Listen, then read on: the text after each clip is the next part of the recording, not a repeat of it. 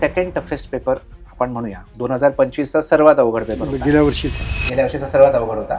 Cut off वाढल्यामुळे काय नक्की नुकसान विद्यार्थ्यांचं होऊ शकतं की ज्यांना क्वालिफाय ते झाले नाहीये ते? हा कट ऑफ स्कोर वाढणं हा एक थोडंसं अनपेक्षित होतं. 50th percentile corresponds to 10 lakh. 10 lakh rank मुलाचा स्कोर 200च्या वरती होता, 200. म्हणून तो कट ऑफ झाला. त्यांना पण संधी मिळण्यासाठी एनटीएने कट ऑफ स्कोर कमी करायला 40th पर्सेंटाईल बरोबर. मग परत तो स्कोर 130-140 पर्यंत येऊन लातून पॅटर्न किंवा काही इकडे असेल तर कोटा पॅटर्न वगैरे, त्या पॅटर्नचा प्रभाव अजून या निकालावर दिसतो आहे का? पूर्णपणे आता कॉम्प्युटराइज बेस होणार आहे, तर या परीक्षेमुळे विद्यार्थ्यांना कोणत्या नवीन आव्हानांना सामोरं जावं लागेल म्हणजे नीटसाठीचे? मी अभ्यास व्यवस्थित केलेला आहे आणि पेन अँड पेपरची एक्झाम दिली आहे, म्हणजे मी कम्प्युटर बेस्ड टेस्टमध्ये चांगलं करू शकीन हा गैरसमज. त्याच त्रुट्या जर कायम राहिल्या तर कम्प्युटर बेस्ड टेस्टमध्ये पण पेपर लीक होऊ शकतो.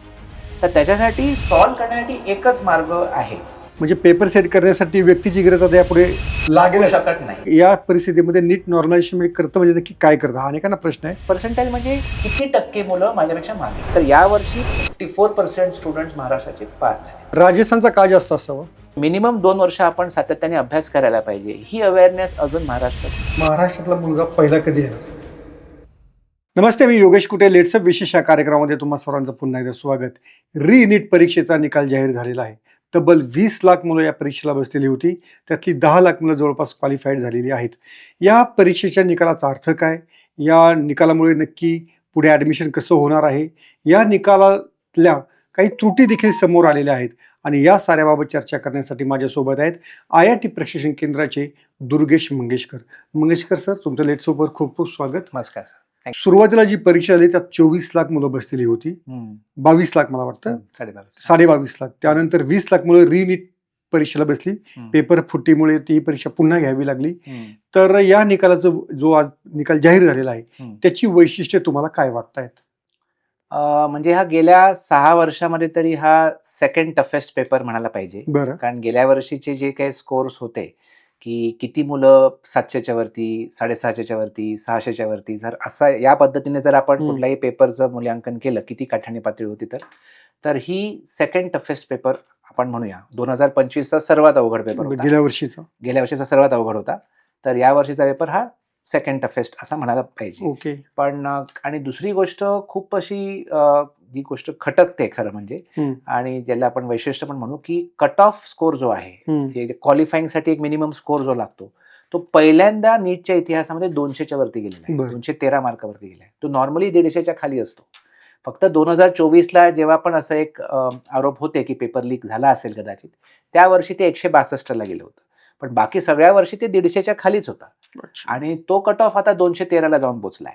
त्यामुळे अनेक विद्यार्थ्यांना ते तसं म्हणजे क्वालिफाय झाले नसतं. कट ऑफ वाढल्यामुळे काय नक्की नुकसान विद्यार्थ्यांचं होऊ शकतं की ज्यांना क्वालिफाय ते झाले नाहीये ते? आता कसं आहे, नीटच्या परीक्षेची व्याप्ती खूप वाढली आहे.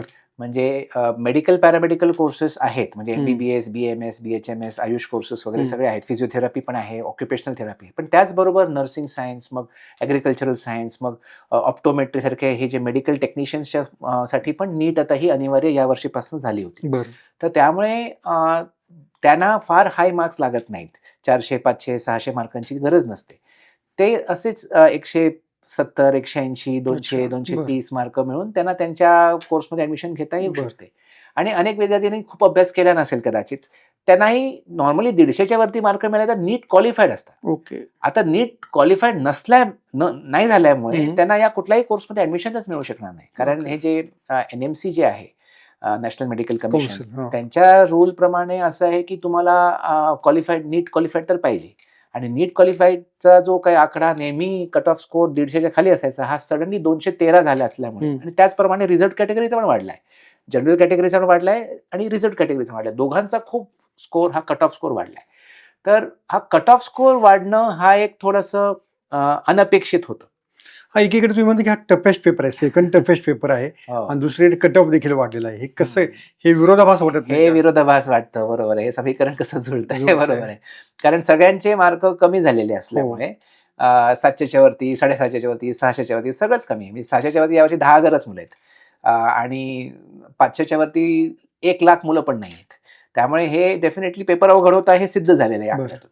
तर नॉर्मली अपेक्षा असते की पेपर अवघड झाला असेल, मार्क कमी असते तर कट ऑफ कमी व्हायला पाहिजे. बरोबर. पण इथे कट ऑफचा रूल NTA असा आहे की 50th पर्सेंटाईलला चा स्कोर जो काय असेल तो कट ऑफ. ओके. तर आता गेल्या वर्षीपर्यंत 23-24 लाख मुलं जेव्हा बसतात परीक्षेला, 24 लाख मुलं बसली होती, तर 50th पर्सेंटाईल म्हणजे 12 लाख मुलं, ज्याचा रँक 12 लाख आहे. मग त्याचा जो काय स्कोर असेल साधारणपणे कट ऑफ तोच स्कोर असतो.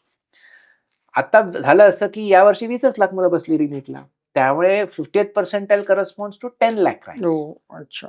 आणि 10 लाख रँक मुलाचा स्कोर 200च्या वरती होता, 200 म्हणून तो कट ऑफ झाला. तर हा एक फ्लॉ आहे असं मला वाटतं. आणि याच्यासाठी काय करावं लागेल हा जर फ्लॉ दूर? NTA फक्त हे समजून घ्यायला पाहिजे की ह्यामुळे कट ऑफ सडनली एवढा वाढल्यामुळे अनेक विद्यार्थ्यांची संधी आता हुकणार आहे.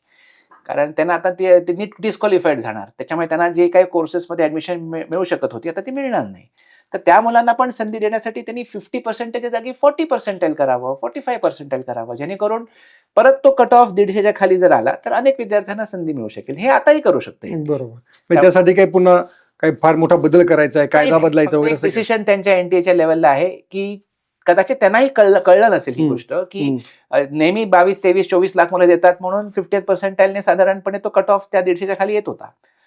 आता हे ते रिनीटची परीक्षा आहे, ऑलरेडी खूप मनस्ताप मुलांना झालेला आहे, त्यामुळे आणि हा एक शॉक की कट ऑफ वाढला. आता ज्यांचा स्कोर 300, 400, 500 आहे त्यांना काहीच फरक नाही पडत, पण जे बॉर्डर लाईन केसमध्ये होते, ज्यांचा स्कोर 150 आणि या 213च्या मध्ये होता, ते सगळे डिस्क्वालिफाय झाले. बरोबर. ज्यांना डॉक्टर व्हायचं नाही त्यांच्यासाठी, डॉक्टर नाही व्हायचं, त्यांना काहीतरी पॅरामेडिकल कोर्स करायचा आहे किंवा असा कुठला तरी मेडिकल टेक्निशियनचा कोर्स करायचा आहे वगैरे, तर त्यांना आता एवढे मार्क सफिशियंट असायचे ना, 180, 90, 200 मिळाले तर त्यांना खूप असायचं. पण आता ते सगळे डिस्क्वालिफाय होणार. मग त्यांना पण संधी मिळण्यासाठी NTA कट ऑफ स्कोर कमी करायला पाहिजे, 40th पर्सेंटाईल मग परत तो स्कोर 130, 140 पर्यंत येऊन जाईल. जेव्हा कधी अशा परीक्षेचा निकाल लागला की विशिष्ट शहराचं नाव घेऊन तो पॅटर्न असं एक म्हटलं जातं.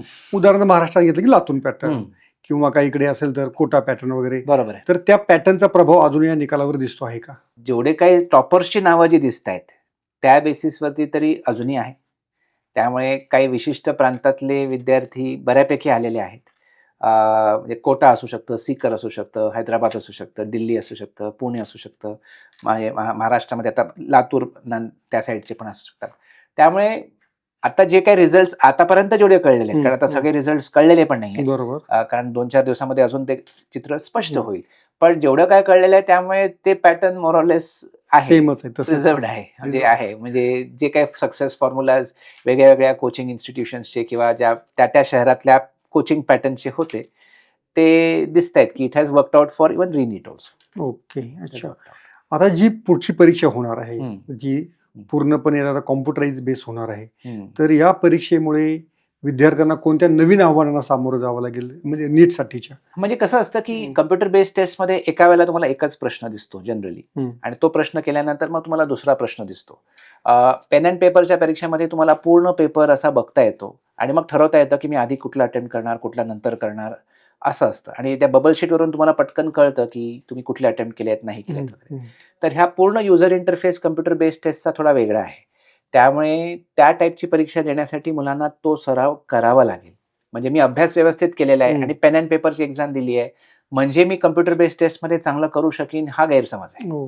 कारण नुसतं नॉलेज असून फायदा नाहीये, ती ऑनलाईन सिस्टम पण समजायला पाहिजे. ती अवघड नाहीये, सोपी आहे, युजर फ्रेंडली आहे आणि त्याच्याने तुम्ही जे अटेम्प्ट करतात तेही दिसतं. पण ते कुठे बघायचं, कुठे नाही बघायचं, कुठे कसं कळतं ते या युजर इंटरफेसशी त्यांना ॲक्लिमेटाइज होण्यासाठी त्यांनी ॲटलिस्ट एक 15-20 मिनिमम असे ऑनलाईन टेस्ट देणं गरजेचं आहे. आता या परीक्षेसाठी जर समजा तुम्ही म्हणता की हा पेपर शेवटी एक व्यक्ती काढणार आहे, ती व्यक्तीच पुढे मग सगळे प्रश्न ठरवते आहे, मग त्याच्यामध्ये जो लॅक्यून आहे किंवा जो धोका आहे पेपर फुटीचा तो कायम राहतो. हा धोका टाळण्यासाठी नीटने काय खबरदारी घेतली पाहिजे? नाही, आता जो धोका आपल्या पेन अँड पेपरच्या परीक्षेमध्ये होतो तो धोका कम्प्युटर बेस्ड टेस्टमध्ये पण खरं म्हणजे आहे. जर ही computer based test JEE Mains जशी होते, मल्टिपल स्लॉट्समध्ये तो पेपर आधीच बनतो आणि तो पेपर सगळ्यांना त्या दिवशी तो तिथे मिळतो. तो पेपर जर NTA यंत्रणेमध्येच जर काही त्रुट्या असतील आणि ज्याच्यामुळे हा पेपर लीक होत असेल पेन अँड पेपरचा, तर त्याच त्रुट्या जर कायम राहिल्या तर कम्प्युटर बेस्ड टेस्टमध्ये पण पेपर लीक होऊ शकतो. तर त्याच्यासाठी सॉल्व्ह करण्यासाठी एकच मार्ग आहे, हे 2 मार्ग आहेत ऍक्च्युली, पण एक आपल्या देशासाठी जास्ती योग्य आहे. तो मी सांगतो की AI जनरेटेड पेपर म्हणजे परीक्षा सुरू झाल्यानंतर जर जनरेट होऊन तो सगळ्यांना दिला गेला स्टुडंट्सना, म्हणजे पेपर सपोज 10 वाजता आहे, 10 वाजता प्रत्येक मुलाला काहीतरी एक रॅन्डम नंबर पंच करायला सांगितला, त्या बेसिसवरती तो इनपुट घेऊन एआयने एक पेपर जनरेट केला आणि तो सगळ्यांना दिला. म्हणजे पेपर सुरू व्हायच्या आधी एनटीए चेअरमॅनलाही माहित नसणार की क्वेश्चन पेपर कुठला येणार आहे, कुठले प्रश्न आहेत. असं जर यंत्रणा केली तर ती फुल प्रूफ होईल. आणि हे आजच्या तारखेला सहज शक्य आहे. कशामुळे शक्य आहे? एआयच्या टेक्नॉलॉजी सहज शक्य आहे. आणि तेवढा एक curated data set of questions जर एनटीए कडे ऑलरेडी आहे, तो जर चांगला त्यांच्याकडे प्रश्न संच असेल तर मग तो एआय अल्गोरिदमला ट्रेन करता येतं की to pick up the random questions, आणि त्या दिवशी त्या परीक्षेला तो पेपर सडनली जनरेट होणार. त्यामुळे पेपरच्या परीक्षा सुरू व्हायच्या आधी कोणालाच माहित नसणार पेपर. म्हणजे पेपर सेट करण्यासाठी व्यक्तीची गरज आता यापुढे लागू शकत नाही, लागणार नाही, असं होऊ शकतं. आणि त्याच्यामुळे पण काय एरर्स होतील का? होऊ शकतात. पण आज पण एरर्स होत आहेत की एवढं सगळं तुम्ही माणसांना शिक्षकांना अपॉइंट करून पण ऍक्च्युअल नीट पेपरमध्ये काही क्वेश्चन्स चुकीचे ठरतात किंवा काही ऑप्शन चुकीचे येतात, चुका होत आहेत. तर तुमचा जर डेटा सेट क्वेश्चन्सचा जो मेन आहे सर्व्हरवरती ठेवलेला, तो जर व्यवस्थित क्युरेटेड असेल, प्रूफ रेड असेल, तो ह्युमननी व्यवस्थित प्रूफ रीड केलेला असेल, तर मग एआय अल्गोरिदम एफिशियंटली पिकअप करून तोच प्रश्न तुम्हाला देणार. त्यामुळे ते खूप छानपणे होऊ शकतं. बरोबर. हा एक सोल्युशन. दुसरं सोल्युशन आहे की अडॅप्टिव्ह टेस्टिंग, जे जीमॅट किंवा या सगळ्या USMLE सारख्या परीक्षांमध्ये अमेरिकेमध्ये वगैरे वापरलं जातं. इव्हन त्यांच्या नर्सिंग परीक्षेसाठी पण वापरलं जातं. अडॅप्टिव्ह टेस्टिंगमध्ये प्रत्येकाला वेगळा क्वेश्चन पेपर मिळतो, पर्सनलाइज क्वेश्चन पेपर. त्यामुळे प्रत्येकाची क्वेश्चनची अटेम्प्टची जर्नीच वेगळी असते. तर ते आणि त्याला मग नॉर्मलायझेशन केलं जातं. त्यामुळे प्रत्येकाला क्वेश्चन वेगळा मिळणार, मग त्याला एक नॉर्मलायझेशनची एक मेथड असते. पण आपल्या नीटच्या पेपरमध्ये नॉर्मलायझेशन करण्यासाठी जेवढं रिसर्च आणि जेवढं आपल्या डेटा सेट्सचं जेवढं हे पाहिजे तेवढं एनटीएकडे सध्या नाही.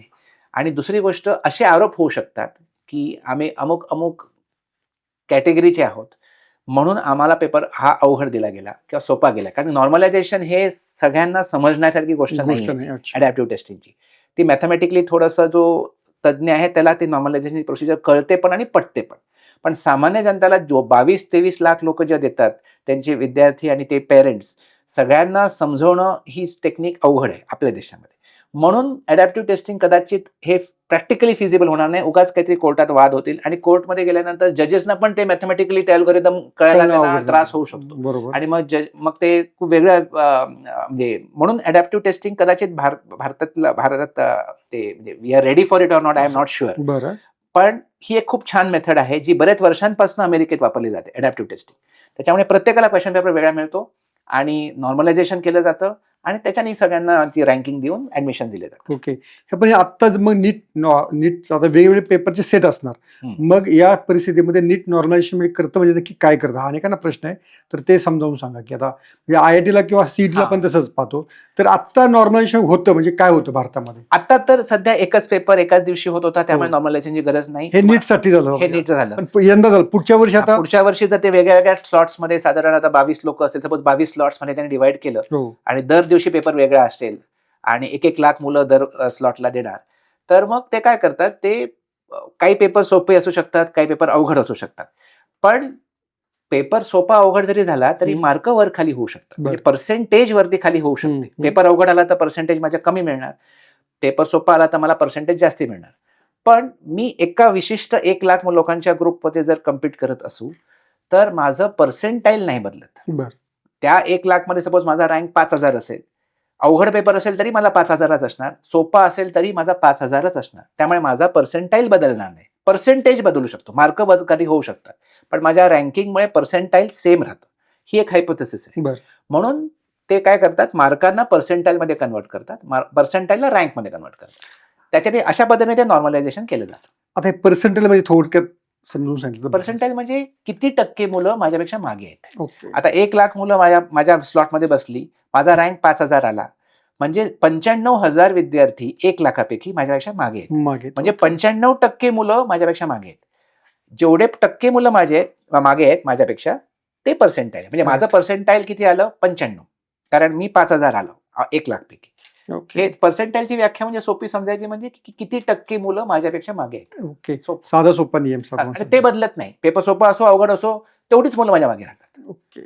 असं साधारण. यंदा महाराष्ट्राच्या निकालाचं नीट मधलं काय वैशिष्ट्य सांगू शकाल? एक असं मी 2016 हे बघतोय. 2013 मध्ये पण पहिल्यांदा ज्या नीट झाली होती तेव्हाही बघितलं होतं. 2016, 17, 18, 19 ऑलमोस्ट 2022 पर्यंत बघतोय. महाराष्ट्र सर्वात जास्ती विद्यार्थी जे नीटला परीक्षेला बसतात ते महाराष्ट्रातून असतात.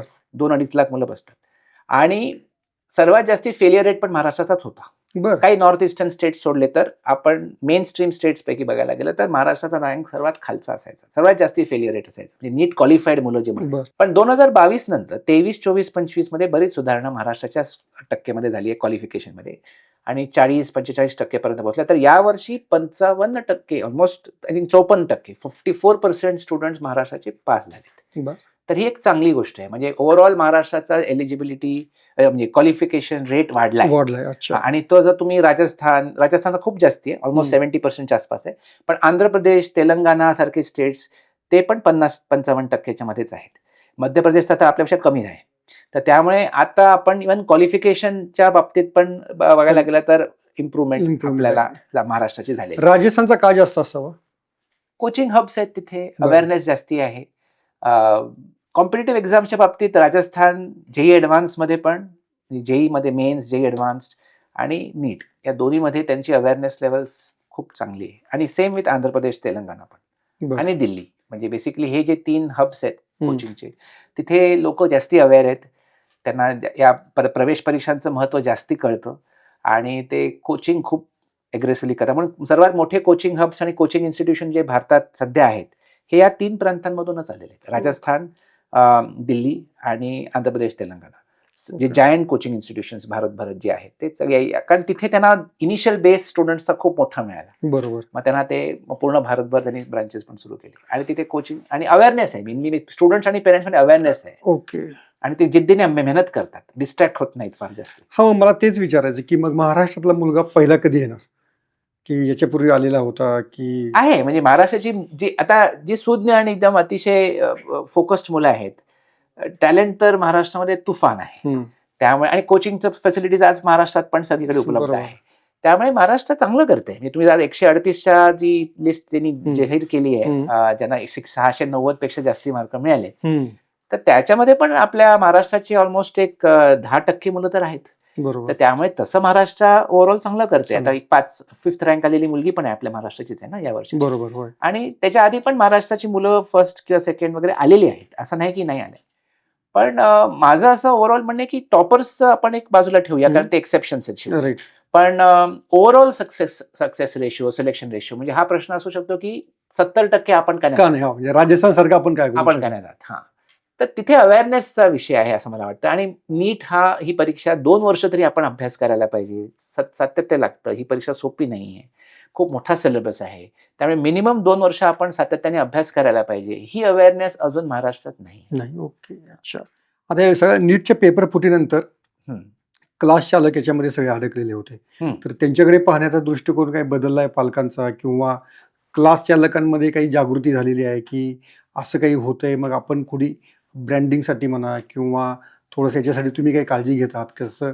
तुमची क्लास चालकांची संघटना आहे किंवा म्हणजे आता बघा, म्हणजे आरोप प्रत्यारोप होतात आणि आपल्या पूर्ण कोचिंग सेक्टरमध्ये 2-4 लोकांनी असं काही गैरप्रकार केल्यामुळे बऱ्याच वेळेला असं होतं की पूर्ण सेक्टर बदनाम होतं. तर खरं तर असं अयोग्य आहे. त्यामुळे पण असं होतं, म्हणजे लोकांचं परसेप्शन तसं असतं.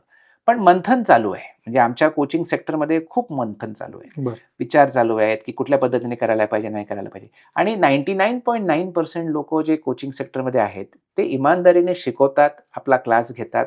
हे या पेपर लीक आणि अशा कुठल्या गोष्टींमध्ये खरे ते इन्व्हॉल्व नाही आहेत. स्वच्छ माणसं आहेत, चांगले शिक्षक आहेत, मेहनत करतात आणि जे काही त्यांच्या म्हणजे क्षमतेप्रमाणे जे काही पॉसिबल आहे ते करतात. ते अशा गोष्टी काही खूपच कमी लोक करतात आणि त्यांना शिक्षा व्हायलाही पाहिजे. म्हणजे त्यांना काही त्याच्यावर काही वेगळा भाग नाही. पण माझं असं म्हणणं आहे की जर एक अशी यंत्रणा क्रिएट केली सरकारने, NTA ने, जेणेकरून कोणाच्या मनात असं आलं जरी तरी ते करूच शकत नाहीत. हे नाही सरकारच्या यंत्रणेमधल्या कुठल्या माणसाच्या मनात आलं आणि कुठल्या कोचिंगच्या किंवा अजून कुठल्या वेगळ्या, म्हणजे आता ह्या पर्टिक्युलर प्रकरणामध्ये जे काही अरेस्ट झाले त्याच्यामध्ये काही फॉर्मल एज्युकेशन सिस्टम मधले शिक्षक पण आहेत, नुसते कोचिंगचेच नाही आहेत, शिक्षक पण आहेत, काही अजून काही लोक पण सापडलेत, काही डॉक्टर सापडलेत. पण हे कसं आहे की म्हणजे कोणाच्याही मनात काही येऊ शकतं आणि ते करू शकतं. म्हणून हे ऑब्व्हिएट करण्यासाठी टू निप इट इन द बड एक AI जनरेटेड पेपरची सिस्टम जर केली आणि आता NTAचं टायअप TCS सारख्या कंपनीज बरोबर आहे, त्यांना हे सहज शक्य आहे. ओके. सहज शक्य आहे. आणि हे केलं तर India will be a pioneer in doing it. अच्छा. Instant paper generation. बरोबर. आणि त्याच्याने थोडेसे एरर्स होऊ दे, काही फरक नाही पडत. ऑलरेडी एरर्स होत आहेत. JEE ॲडव्हान्सच्या पेपरमध्ये पण काही एरर्स सापडतात. JEE मेन्सच्या पेपरमध्ये कितीतरी एरर्स सापडतात दरवर्षी NTAचं. मग ते आपण पचवतो, कारण ह्युमन केलं तरी पण आपण पचवतो. ठीक आहे. मग AIने 2-4 चुका केल्या तर आपण कशाला त्याचा एवढा मोठा भीती. बरोबर. ओके. त्यामुळे हा जर बदल केला तर सर्वांचंच त्याच्यामध्ये हित आहे आणि ते मल्टीलिंग्वल पण असू शकतं. म्हणजे ते आता नीटचा पेपर बऱ्याच लँग्वेजेसमध्ये होतो, तर तेही करू शकतात. आणि तेवढं टेक्नॉलॉजी AIची डेव्हलप झालेली आहे. आणि हे आता नाही, हे तर 2 वर्षापूर्वीच डेव्हलप झालेली. 2-3 वर्षापूर्वीच ही AI त्या लेवलला आली होती की आपण अशा प्रकारची यंत्रणा राबवू शकतो. बरोबर. हे व्हायला पाहिजे. हे झालं तर मग कुठलंच ह्युमन इंटरव्हेन्शन नाही. मग कुठला कोचिंगचा माणूस नाही, कुठला फॉर्मल एज्युकेशनचा माणूस नाही, कुठला NTA, कुठला सरकार किंवा कुठला मिडलमॅन कोणच काही करू शकणार नाही. पण सध्या या सगळ्या गोष्टींचं हे झाल्यानंतर मग ऑब्व्हियसली प्रत्येक कोचिंग इन्स्टिट्यूशन विचार करू लागले आणि पालकांचं, विद्यार्थ्यांचं जे दृष्टिकोन आहे कुठेतरी काहीतरी त्याच्यामध्ये बदल होतो, पण ते तात्पुरतं आहे.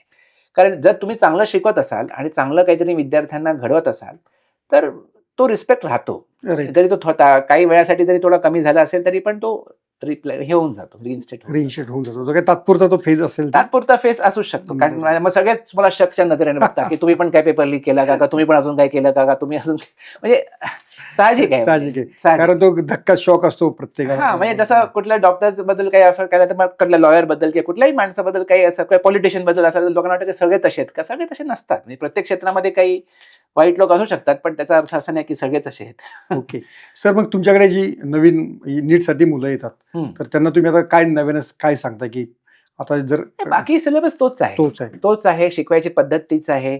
फक्त कम्प्युटर बेस्ड टेस्टची प्रॅक्टिस करा, chapter wise test, full portion test करा आणि तो युजर इंटरफेसचा तुम्हाला सवय व्हायला पाहिजे.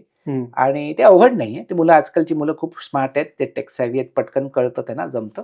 फक्त त्याची प्रॅक्टिस करायला पाहिजे. आणि क्रॅश कोर्स फक्त करून माझं नीट होणार का, मी फक्त 12वीच्या वर्षी अभ्यास करून माझं होणार असं होत नाही. 2 वर्ष सातत्याने अभ्यास करावा लागतं. अफाट सिलेबस आहे आणि तुम्हाला ते एका मिनिटात प्रश्न सॉल्व्ह करायचा आहे. त्यामुळे आणि फिजिक्स आता अवघड येतंय नीटचं, केमिस्ट्री पण काही प्रश्न अवघड येतात, कन्सेप्च्युअल बेस येत आहे. त्यामुळे नुसतं घोकमपट्टी करू नका. आधी कसं होतं, बऱ्यापैकी रोट लर्निंगने आणि बायहार्ट करून नीटचा पेपर क्रॅक होत होता. बरं, आता कन्सेप्ट बेस्ड प्रश्न पण यायला लागलेत नीटमध्ये. गेल्या वर्षीपासून 2025 पासून बघितलं तर फिजिक्सचा पेपरचा लेवल वाढली आहे, केमिस्ट्रीचा पेपरची लेवल वाढली आहे. त्यामुळे आता तुम्हाला कन्सेप्च्युअली गोष्ट समजूनच व्हायला पाहिजे. नुसतं फॉर्म्युला सबस्टिट्यूट करून उत्तर काढायचं, नुसतं बायहार्ट करून मला उत्तर येणार असं होत नाही.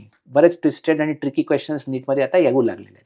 त्यामुळे लॉजिक, तर्क बुद्धी पण आता वापरावी लागते नीटसाठी. ओके, त्यामुळे तुम्ही ते ह्या गोष्टीची दखल घेऊन योग्य पद्धतीने ते कोचिंग घेऊन आणि शिकून करावं. आणि रिसोर्सेस खूप आहे त्या मुलांना, त्यामुळे आरामात शिकू शकतात. पण अवेअरनेस पाहिजे. तर सरांची मुलाखत तुम्हाला नक्की उपयोगी पडू शकेल. आणि जो कट ऑफ जो एकदम वाढलेला आहे तो अनेकांच्या करिअरला अडथळा ठरू शकतो. तर सरांची जी सूचना आहे की सरकारने यावर विचार करावा, त्याच्याशी अनेक जण सहमत होतात असं मला वाटतं. सर, धन्यवाद लेट्सअपला वेळ दिल्याबद्दल. थँक्यू. सोशल मीडियाच्या भाऊ गर्दीत विश्वासार्हतेने चकाकणारे नाव म्हणजे लेट्सअप मराठी. सगळ्या नागरिकांना ती स्पीच, ती लेट्सअप वरील मुलाखती म्हणजे विचारांचा खजिना. त्यानंतरच्या निवडणुकीमध्ये मला सोडून गेले. बातम्या केवळ वस्तुस्थिती सांगणाऱ्या, न प्रोपगंडा, फक्त जनतेचा अजेंडा. क्योंकि आने वाला कल जाने वाला है, जाने वाला कल आने वाला है. राजकारण, मनोरंजन असो की क्रीडा क्षेत्र, महाराष्ट्राची स्पंदने संवेदनशीलतेने टिपणारे माध्यम म्हणजे लेट्सअप मराठी. जगासोबत एक पाऊल पुढे राहण्यासाठी लेट्सअपचे ॲप, सोशल मीडिया आणि वेबसाईट सोबत कनेक्टेड रहा.